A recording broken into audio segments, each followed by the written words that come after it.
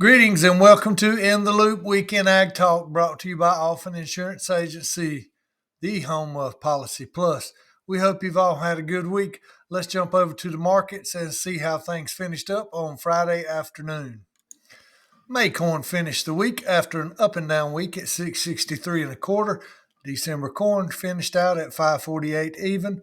May wheat finished the week at 661 and three quarters, while July wheat finished the week at 673 even. May cotton finished at 78.41 and December cotton finished at 80.38. May soybeans finished the week down at 14.83 and a half. November soybeans finished out at 12.85 and a quarter. When you insure with Alphen Insurance Agency, you get Policy Plus. This week, we're going to look at veteran, farmer, and rancher benefits for federal crop insurance. As a veteran, farmer, or rancher, you're eligible for certain benefits designated to help you start your operation. Some of these are exemptions from paying catastrophic coverage fee, administrative fees, an additional 10% percentage point premium subsidies. You can also increase the substitute yield adjustment, which allows you to replace a low yield due to an insured cause of loss from 60 to 80% of the applicable transitional yield or T yield. Give us a call and we'll answer any questions you may have about veteran, farmer, and rancher benefits. And we thank you for your service to the great United States of America. In local news, the production cost report this week showed no change in inputs of nitrogen and fertilizer costs. For a crop update in the local county area here, corn is looking good in most areas. Been a few replants, mostly due to some heavy downpours we had a few weeks ago. There's also a Sampson County Plow Day coming up. I think it's going to be on May 4th, and more information will be coming soon. It'll be over in the Herring community off 421 Highway and Rabbit Street near the Herring Volunteer Fire Department. When we look at exports for the week, during the week ending April 18th, funds sold 8,733 contracts of corn. Old crop corn is rolling over contract months this week and did not see the benefit of any flash sales. Price action was generally weak and a lack of bullish news weighed on prices. New crop also moved lower and is now testing the major support seen at the 550 level. Planting progress is now the main driver in corn prices. When we look at Chicago wheat, during the weekend in April 18th, funds sold 5,624 contracts. Chicago wheat was lower for the week, and last week's meager gains were erased, and the market left a bearish mark on the weekly chart. When we look at cotton during the week ending April 18th, funds bought 9,050 contracts. Old crop cotton saw a bad week as some nice gains early in the week met with strong to limit down selling by the end of the week. Brazil is seeing slow exports and ideas about bigger production, and the weaker prices were weighted on futures. New crop also saw weekly losses. When we look in soybeans during the week ending April 18th, funds brought 9,264 contracts. Old crop soybeans are rolling from May to July as the May options expire today. Old trading lower as a failure at the $15 level loomed large.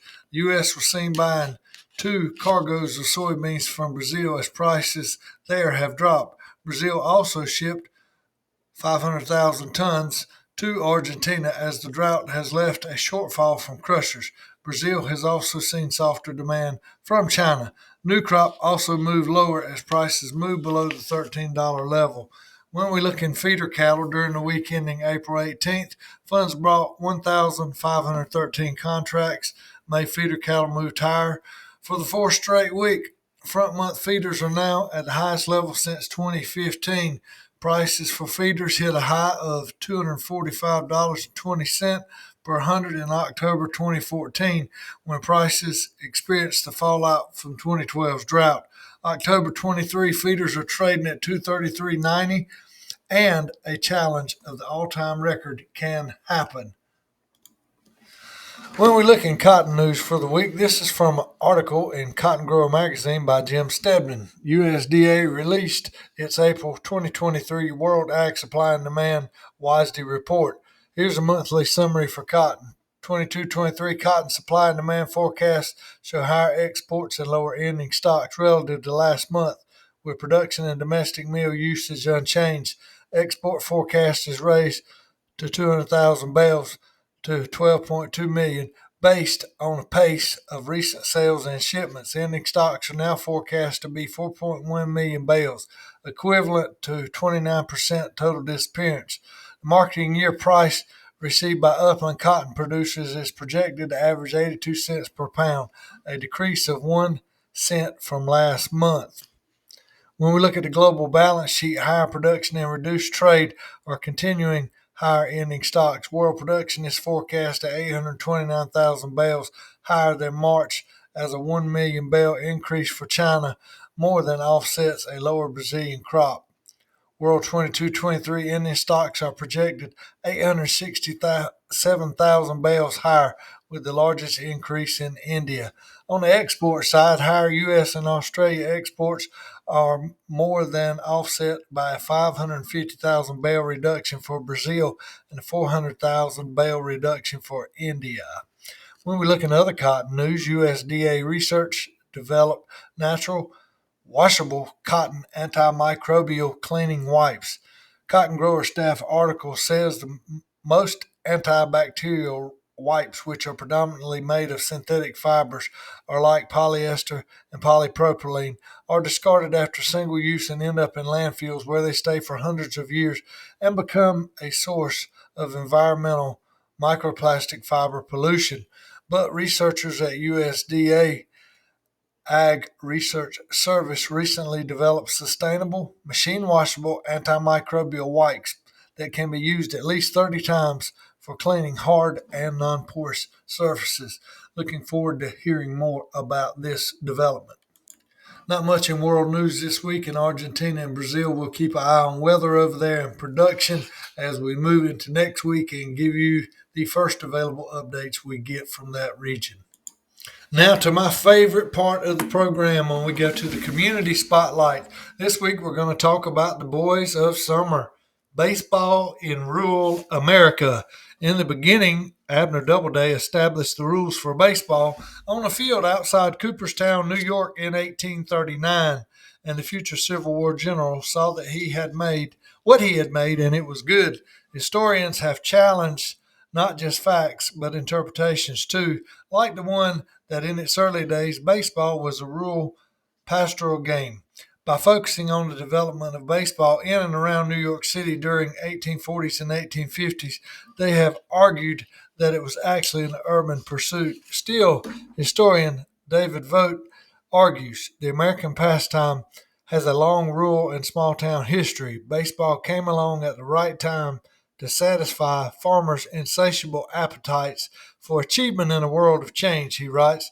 Additionally, the Cooperstown myth is important in its own right. Now, let's bring the talk of baseball closer to home.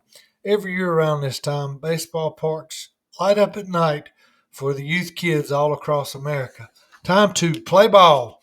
Oh, those cold practices and games early in the season. They seem to test the will of the parents and fans more than they test the toughness of the players. Just like football, baseball season begins with the basics: hit, run, throw, slide, and repeat over and over, developing muscle memory and grit. Things that will pay off come May, June, and July when it's 100 degrees at game time. So many of us have great memories of afternoons and evenings at the ballpark. In rural America, baseball was the ideal sport that happened at the right time of year for farm boys. If their dads were baseball fans, that meant they could escape from the farm early every day to go play baseball. Sunburned and tired, the boys always found enough energy to suit up and hit the diamond every evening. For those boys that grew up on tobacco farms, they didn't even need batting gloves or pine tar. The tobacco gum on their hands served the same purpose. As for equipment, you got what the recreation department issued. That is, unless you had one kid on the team who was lucky enough to have a monster bat like the Easton Black Magic in the late 80s, now viewed as a grown man's bat compared to the lightweight equipment that is popular today. Hit, run, hustle, and slide were all part of the game. Friendships were developed along the way, and coaches tried every day to mold young boys into men, challenging them to set goals, work harder than the day before, and most of all, teaching them how to win and lose. On a good summer, you will probably make an all-star team and get to play on into July, giving you even more afternoons away from the hot chores around the farm. My, how times have changed. In many areas, baseball is played 10 months out of the year. Now every area has rec ball, school ball, and travel ball. It just seems different. Maybe I'm one of the old guys now. The days of riding your bicycle to the park and playing with subpar equipment seem so much more exciting than what they do these days. Not to mention it was much cheaper for the parents. Times go on and things change in youth sports just like they do in all other areas of life.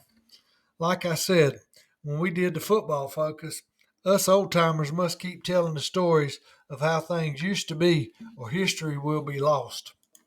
Tell the stories about Coach Huffman and Coach McCoy.